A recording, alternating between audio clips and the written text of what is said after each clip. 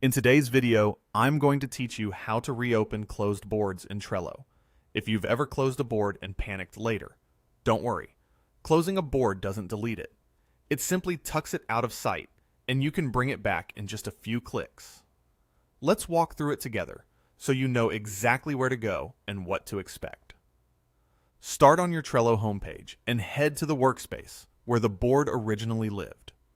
This is important because closed boards are organized by workspace. From your home screen, open the appropriate workspace so you're looking in the right place before you begin. Next, open the view that shows your closed boards. You can do this by clicking the Boards button in the top left. Alternatively, open the Workspace menu and scroll down to the bottom, then click View All Closed Boards. This takes you to a dedicated list of boards that have been closed, but not deleted, within that workspace. Now, locate the board you want to restore. Scan the list for the board name you recognize. If the list is long, look for familiar details like the board's cover color or the members shown. Take your time here. You're just identifying the exact board you want to bring back. Once you've found it, click the Reopen button next to the board's name. This action restores the board so it appears again alongside your active boards. Everything that was on the board, lists, cards, checklists, attachments, and activity, comes back with it, just as you left it when you closed it.